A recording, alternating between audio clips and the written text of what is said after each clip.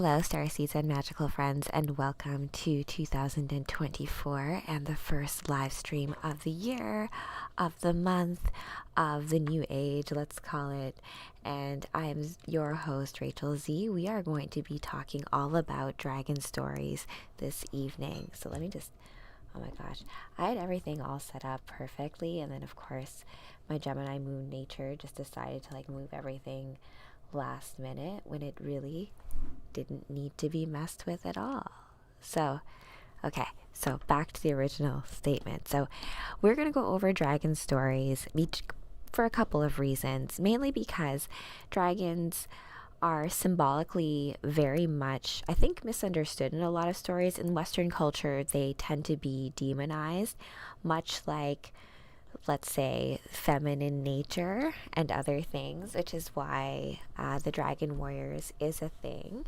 So we're going to get into dragon stories, all of that kind of good juicy stuff. But before we get into that, we're going to go into a reading of the chart of the everlasting now, and we're going to first go into the star stories as it comes to dragons, and the most common one that we know is of Draco, or the Draco, or what was also known as the Ouroboros in the sky. So there's a few stories. Some of them are a bit more common, like about the golden apples and Draco being the guardian of them and being one of the feats of Hercules, which is all still relevant to astrology because the 12 labors of Hercules are said to be mapped to the zodiac wheel. That is not the topic of today's talk. That is a topic for another time. It's also of debate which labor lines up to what sign. So that's all to say that the wheel itself, while it has multi-meanings, also is one of them. A very important one, I think, that is universal is the idea of time and the wheel of time, and how astrology and looking at the cosmic map of things is more of a way of figuring out a place within space-time, as opposed to it being this kind of like oracle, although it may be used to forecast certain things as it comes to cycles of time and grander cycles of time. But that's not today's conversation, although it could lead to such topics as well. So the dragon warriors, just to take it back, story time for Tuesday. So because I think I sometimes talk about things with this idea that everyone already has the backstory, and I've realized in crafting a fantasy saga that in doing a lot of tutorials and a lot of workshops and just working on a lot of creative writing and less writing for corporate, less writing emails and stuff, even though I still have a lot of emails to catch up on right now. But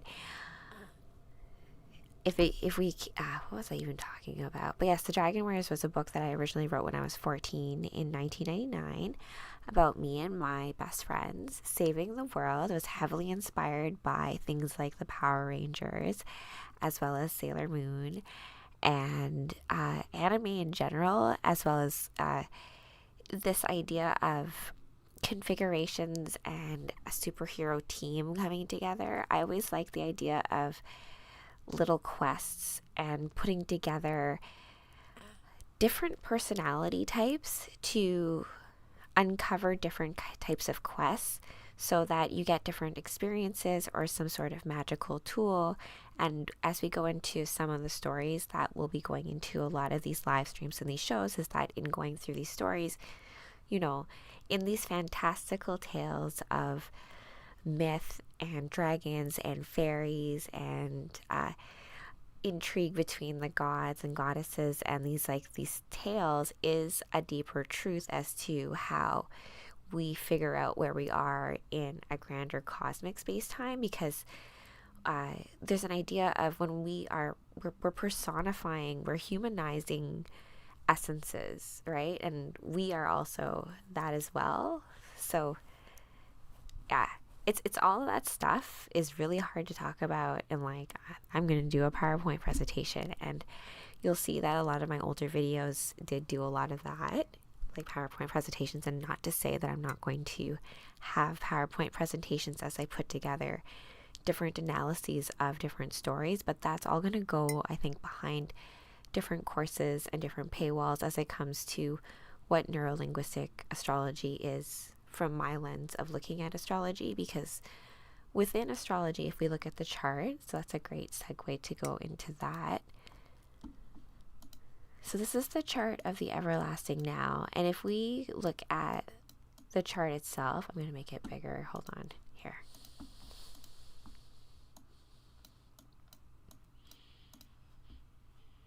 And then I'm going to get into Draco very quickly. I'm going to try to be succinct and not go off on tangents. Keep the show nice and I do think that I should get some background, copyright-free background music. I was dealing with some Twitch stuff with mine and Kevin's last Halo stream, and they like flagged copyright music that wasn't even the same music that was even whatever. That's a story for another time. But okay, this is the chart of the now. Let's see. Maybe I should refresh this. We are in Capricorn season.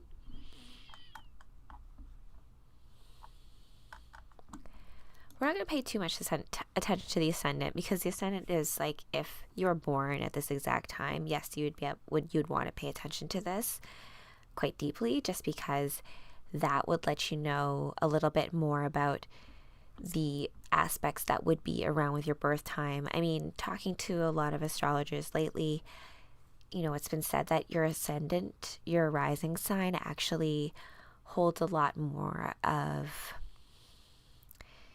your personality. Like there's this idea that the sun is your personality, but I've become more aware of like what the sun represents symbolically more as like your soul, right? And your solar plexus, and more of like a deeper will.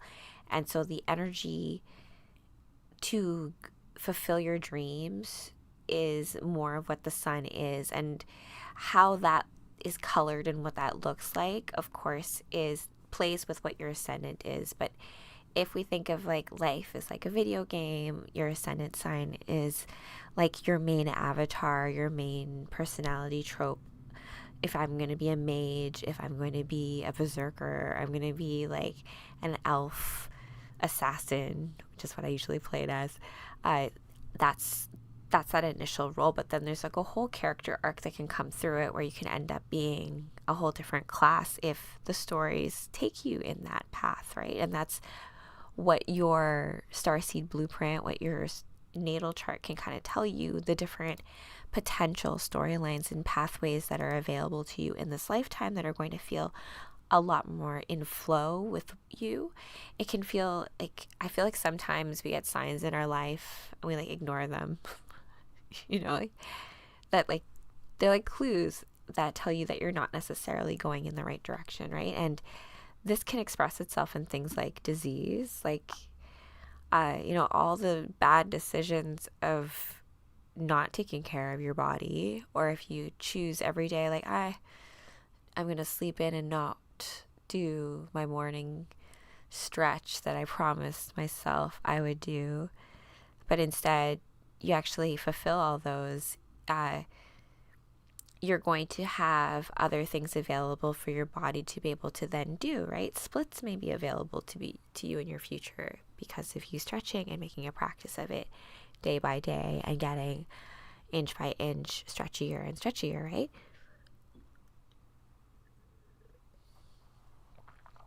And so when we look at the chart, I like to look at it as if you had a baby being born right now, this is what their birth chart would be. And so you think of the time that we're in right now, you will be imprinted in the time in which you were formed, just like the land in which you're formed, all that energy coming together to create the avatar that is you to fulfill certain storylines in this life. And so looking at the chart right now, we have the sun in Capricorn.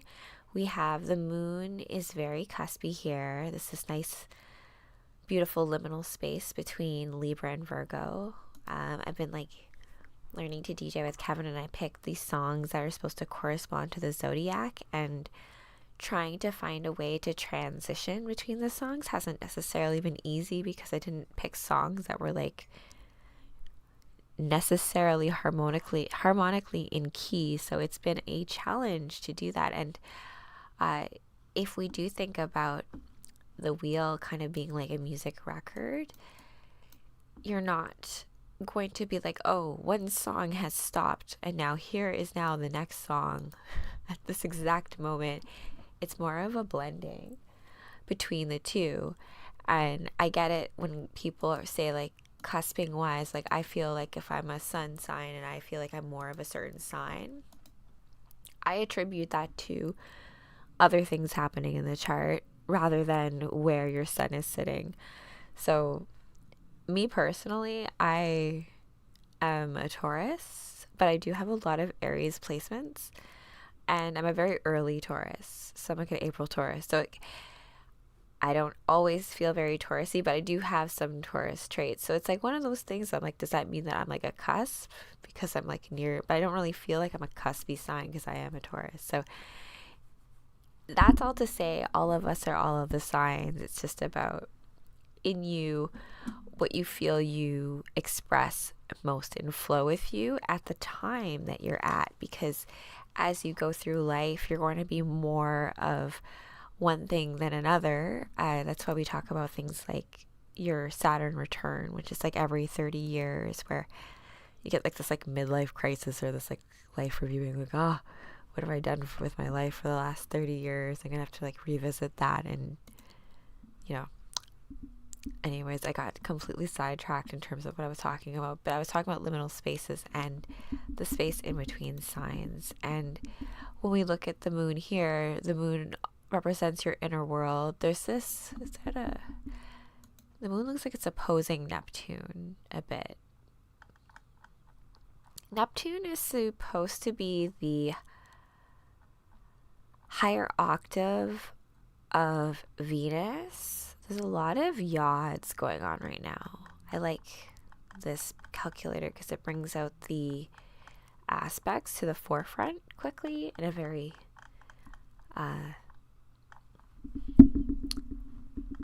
symbolic manner, even though it does look like it's like really like crazy right now. But yeah, look at this yod. But that yod is with the midheaven, and the midheaven is another mathematical point based on things like the ascendant, and we're not. So going back to what we're looking at here, we're going to look at Mercury is in Sagittarius and is now direct. I think everyone's really happy about that. Venus is in Sagittarius right now too as well.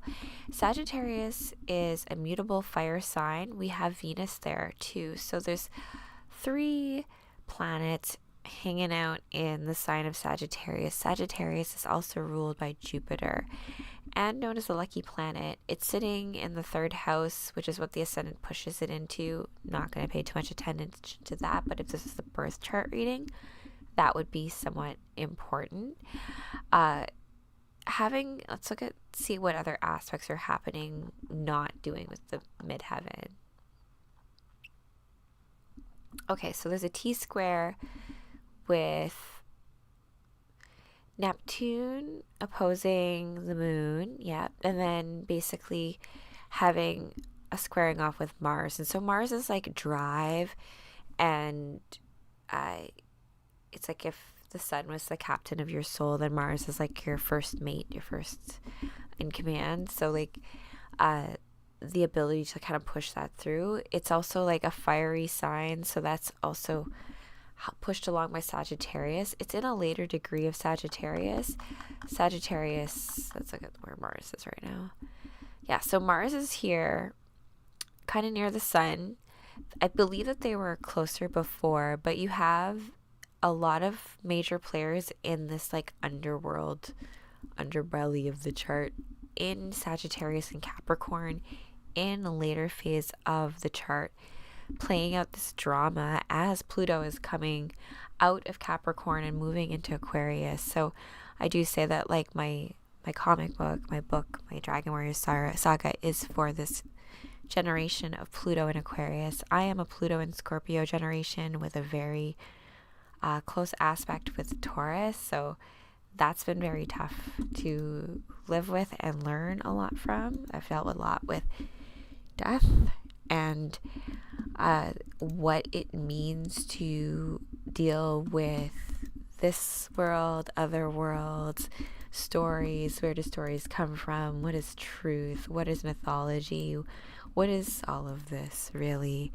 And I've just realized that I've always been a writer, and getting writing back for me has been quite the feat. It's taken a lot of time to dance like myself again, to write like myself again, to communicate like myself again.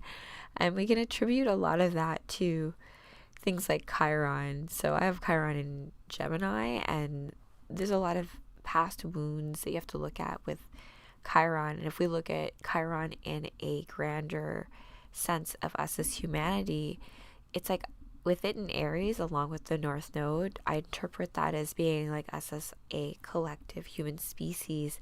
We need to warrior up now. We need to lean into our stories of power, of personal power, and not be afraid of it.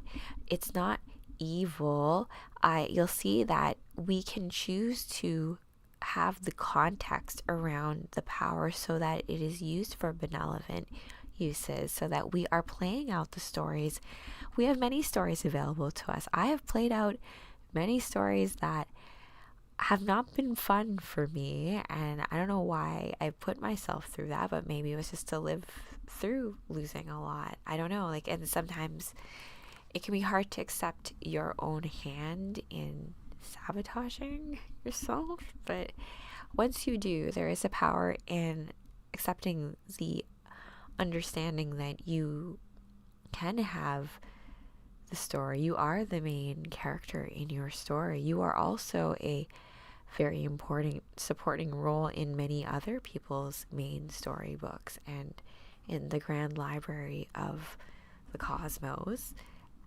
Each one is incredibly important. You know, like, you have a favorite movie in a trilogy, but like you need all three of them for that favorite to even exist. So same goes for like all the roles in a play and all of the players within here. Like, I was hearing a podcast about, like, you know, like how Saturn gets a bad rap. I have to agree, right? But Saturn also represents time, and we think about time and matter and what it means to like live out a finite existence when you're an infinite being. And that's why I get sad when I watch movies sometimes and it's a really good movie, because you're like, oh, this is gonna end. Or I have moments sometimes when I throw parties, or like when me and Kevin got married, and you're like that moment where like things are like amazing. You have like a perfect crystalline moment and you want to take a snapshot and you go like, I'm going to remember this, because time is not linear. It's happening all the time. So you can kind of like just like, okay, this is now like a movie moment in my memory that I will come back to forever and ever and ever and ever and ever. So with that, let's go into some dragon stories. I'm going to go into, hopefully I have my desktop audio. Sean Connery does the voice of Draco. I'm not going to play the whole scene. Let me just find the part. So in Dragonheart, bless Kevin for finding me movies that line up with, I forgot about this movie. But in Dragonheart, I'm not going to spoil it, but the dragon dies at the end and he's the last dragon. And if you remember how Sean Connery says, I'm not going to do it. Should I do it? I am the last one. And because his heart is tied to an evil king, he sacrifices himself and he helps all the villagers. Let's see.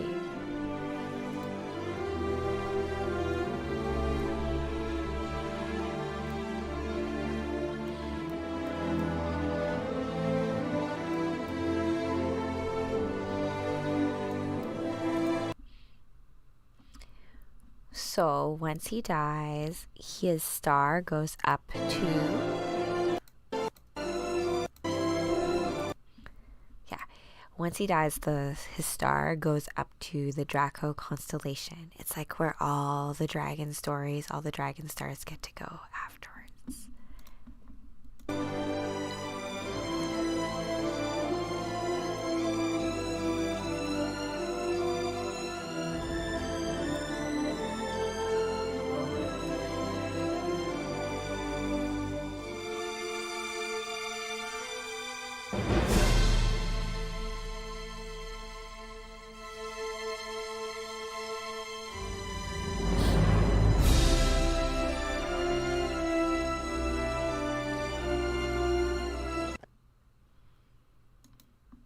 1996, Dragonheart. Yeah, so let me know if you've watched that movie and yeah, if you liked it. Then Sean Connery as that voice is pretty amazing as well. And you know, like you believe in like a king and you want to, as a knight, serve a king. That is the embodiment of what it means to be divine, because that is going to go into what dragons actually represent in a lot of mythology that is not Western mythology. If you want to take a look at, I like anime, so if you can tell, like I'm very influenced by anime. Sailor Moon is like my girl, so I if you think about what anime does a really good job of, they love grounding a lot of their stories within mythology, and not just their mythology, but Gnostic mythology, Greek and Roman mythology, different stories around the world, a melding of things like alchemy. They've got things like Full Metal Alchemist. I went down a whole rabbit hole, which we were going to go down through together as well, as it comes to dragons and what they represent. But we're going to go through my many tabs as we go through what the stories are in terms of the truth of what dragons represent. And then I'm going to close this all off with what dragons represent in terms of the dragon warriors, and also where you can support the launch of the Dragon Warriors, as well as the mini movie that's going to be going alongside it as well. So all of those fun details I will have in the upcoming show notes, as well as the streaming schedule for all of this stuff, as I am now much more organized in 2024. Woohoo. Okay, so I have some beautiful imagery here of dragons. I love them, actually. Okay, so the Draco constellation itself, just some facts, I guess, to ground it in some science, let's say. So it is Latin for dragon. It is a constellation in the northern skies we saw in Dragonheart. I can tell you the story that has to deal with Hera, and Hera is actually in my book. Queen Matiko turns Hera against the other goddesses, and I mean, Hera's already kind of like a jealous wifey goddess. We're gonna go over her tomorrow as well, so we go over wife goddess archetypes. But that is no spoiler alert, I guess, for tomorrow. But it is a constellation in the northern sky at about 18 hours right ascension and 70 degrees north in declination. Its brightest star is at Tannin, Arabic for dragon's head, with a magnitude of 2.2. Because of the precession of the Earth's axis, the star Thuban was the pole star in the 3rd millennium BCE. So this is kind of interesting because back in the day, in the 3rd millennium, the pole star, so the main north star, like the star by which our ancestors would navigate, would be the Thuban star, which was part of Draco. And so the identification of this constellation with the dragon dates back to the Babylonians. In Greek mythology, Draco represented either the dragon that guarded the golden apples of the Hesperides, oh my gosh, or the form Zeus took to escape from his father Kronos. I actually did not know about this last one. I thought they were going to talk about the Athena one. So this I will have to make a note of that. I do like Zeus, and I mean, like, I guess I can't really blame. I'll have to go back to that. Let's not get lost, friends. All right. I was getting to Japanese culture of dragons as well. So Draco and the golden apples. I'm going to just give a quick run through on what that is and the story I know from Hercules. The golden apples and Hera, and a little bit of actually like Mount Olympus world building stuff in terms of what I have actually written so far. I have a link to what you can read for Battle of Mount Olympus part 2. Okay. So, Draco, according to Greek myth, was a dragon that guarded golden apples for Hera. I forget off the top of my head how these golden apples, like why they were so important to Hera, but whatever. One of the tasks that Hercules had to complete, and you guys may know that there are 12 labors of Hercules. So he went to Atlas, and Atlas in Greek mythology was known to have carried the world on his shoulders. And I don't know why he asked Atlas to do this for him, but he asked Atlas, hey, can you go steal the apples from the dragon? And I forget what happens. I think something happens to Draco and he gets put in the sky. Or Hera puts Draco in the sky as thanks for his service. But Atlas goes and gets the apples for Hercules. And in his head is like, Atlas doesn't want to be carrying the world, first of all. Atlas is also a Titan, just like Prometheus. Prometheus and Atlas. And Atlas is also related to Atlanteans. He's also the father of the 7 sisters of the Pleiades. Where was I with this now? So Atlas, when Hercules approached him and was like, listen, can you go get the apples and I'll hold the world for you for a bit? And Atlas like, sure, I'm going to trick you later. But it didn't really work out so well. I don't know how he thought he was going to handle this, but Hercules got the apples from Atlas, who got them from, like, I guess, I don't know what he did to get the apples away from Draco, but Draco was supposed to be the guardian and something happened. So that's one story. I'm not a big fan of that story. Hera is not my favorite goddess. She is a wifey goddess. We're going to get into her mythology tomorrow, along with the other wifey goddesses. I found a new one that I really like today as well. She's the goddess of dawn in Japanese culture, which I'll foreshadow a little bit just later. But Hera can be a little bit of like a jealous goddess, but like it's kind of also like, can you blame her when you have a hubby like Zeus who's like basically banging everything? So, but it's just like one of those things that, like, you know what, you kind of married that. You knew what you were getting into. The other story that we kind of saw here was the fact that Zeus apparently took the form of a dragon to escape from Kronos. And if you know anything about that story, Kronos was eating all of his kids, and except for Zeus, who usurped him. And so remember, Zeus is the youngest son, and that's something to kind of consider as well with birth order of, like, you know, the youngest son being the one to usurp the throne, or usurp leadership. So there's like this paranoia when it comes to prophecy, when it comes to that. Okay, so these are this is all about the sun goddess stuff. I'm just going to the Shinto religion. let's okay, Genshin Impact. That's something I do want to talk about. Yes. Okay, so I wanted to get into specifically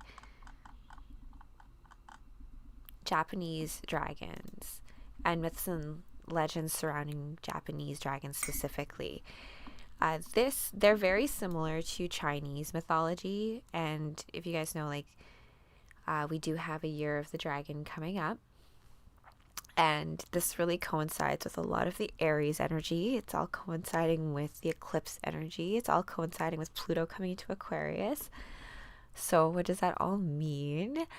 And I'm just like tripping out because the books that I'm writing and how like dragons are symbolized is important. So I think that by talking about these stories, we are going to be able to unpack and uncover what the deeper truth is behind them. And I love anime so much, and there is deeper religion within Japanese culture. All of these stories are so old. They're like these older oral traditions that, of course, we have written texts, and lots of mythology have lots of different variations of things. So I think it's a lot of just like mapping out which ones resonate with us and why, and then what the symbols are with them and the commonalities, and what we can, do with all that, and crafting new stories and myths that tie these all together.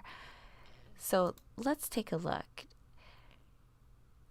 Although far different from the Western fire-breathing dragon, the Japanese dragon remains a fascinating and emblematic legendary creature from the land of the rising sun.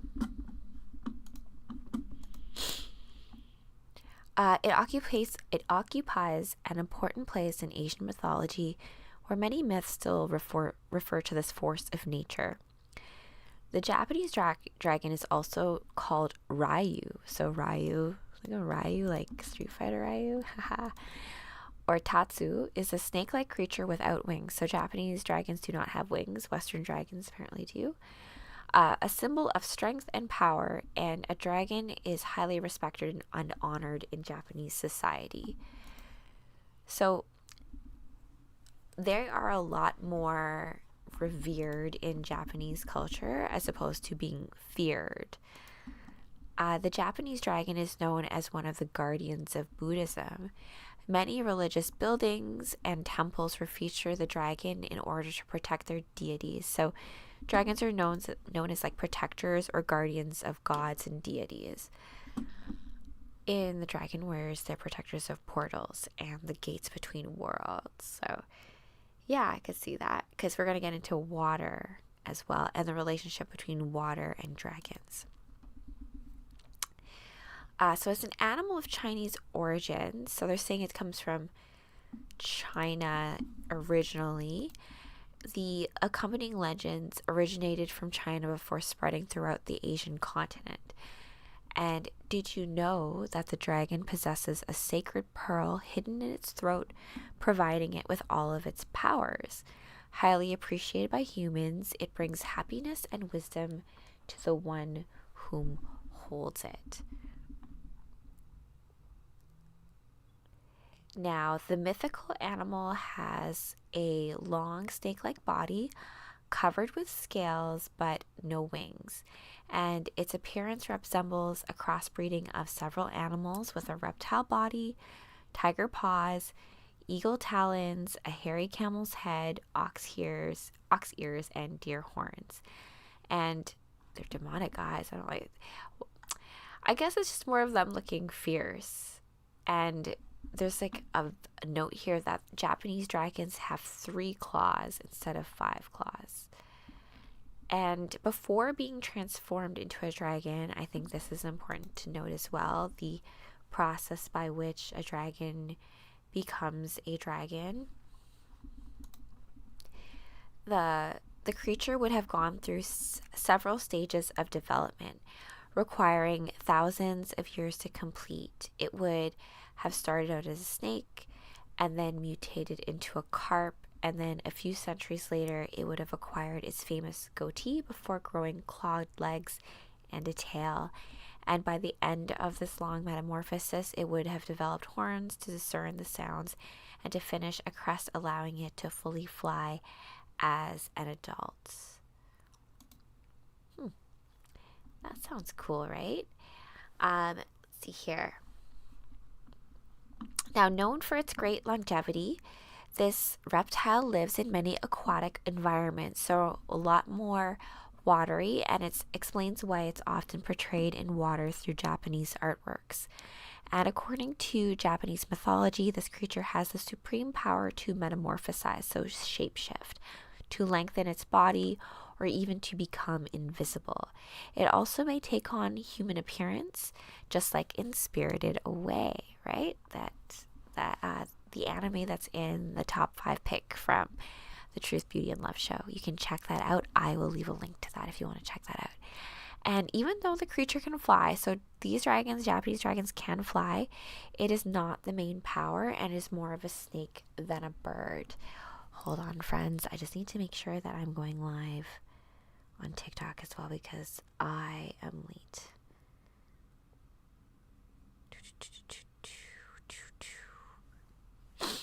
So I am only going to be going up to the dragon stories on this, and then I'm going to be doing the card readings just on TikTok, and that won't be long because it'll be the first one. Okay, just give me a second.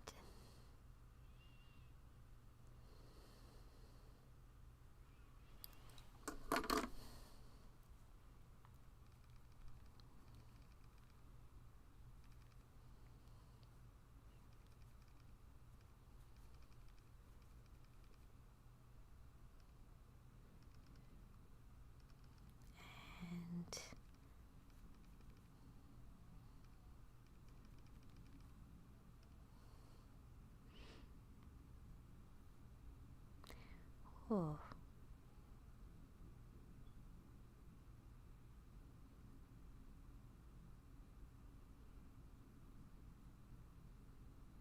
Oh my gosh. I don't know what category this would be. Is this like a chat? Let's do chat.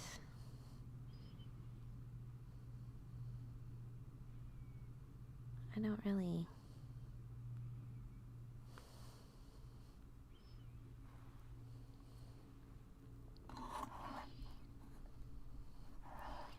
All right.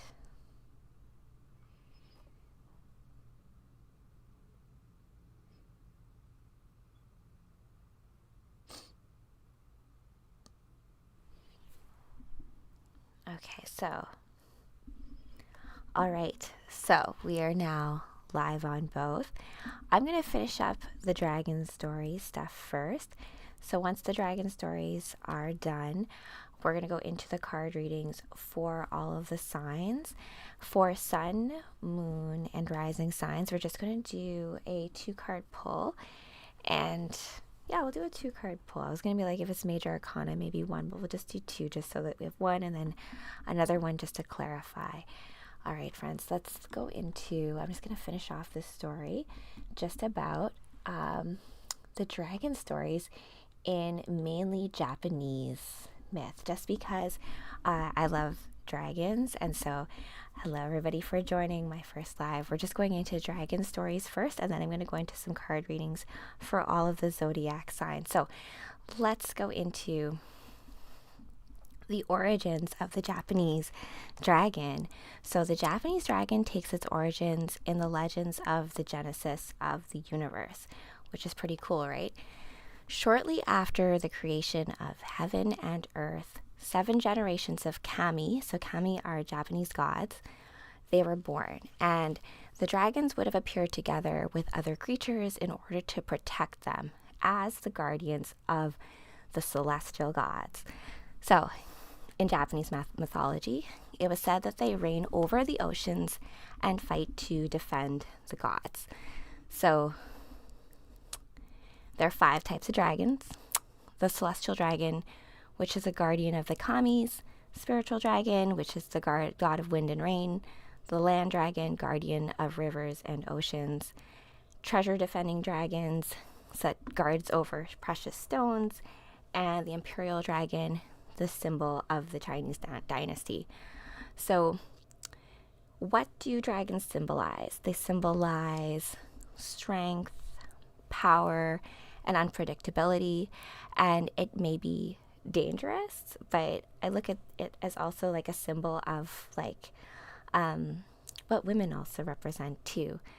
And overall, it's a sign of good fortune, generally shows itself to be benevolent, and brings happiness, wealth, success, wisdom, perseverance, and immortality. And who doesn't like that? And rain. So you think about water and all of that kind of stuff. That is all attributed to dragon symbolism. So that, I'm not going to go into all that. I just wanted to go into one more thing about the Dragon King and the idea of like being shapeshifters. Your dog passed out on the couch. Oh no, just poke him a little bit, you know? Okay, so Watatsumi, also called Ryujin, is the dragon king and great god of the sea and the oceans. And this dragon is recognizable by his gigantic size and long mustache. And as the master of the tides, Watsumi governs all aquatic species. And the generous king welcomes shipwrecked people in his magnificent underwater palace. And one day, one of his beautiful daughters met Huri, a human being, who was roaming the sea looking for a hook. After falling in love with each other, they decided to live together in Watatsumi Palace. And after several years, Huri, who suffered boredom, wanted to return to the land and was afraid of his brother's reaction once he discovered that he hadn't found his fish hook. And so the king decided to summon the servants of his kingdom and ask them if they had seen the object he was looking for. By chance, a fish had just swallowed it, and so he returned to his beloved land, accompanied by his wife, the dragon goddess. And so that is the whole story of why dragons are also related to emperors and all of that kind of fun stuff. So that's stories as it comes to dragons and dragon mythology. I'm going to go into card readings. Just a second.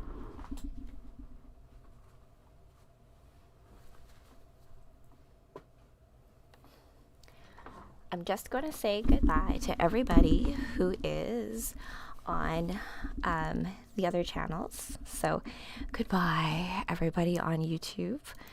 And we're going to go... Oh my gosh. Too many screens opening. All right.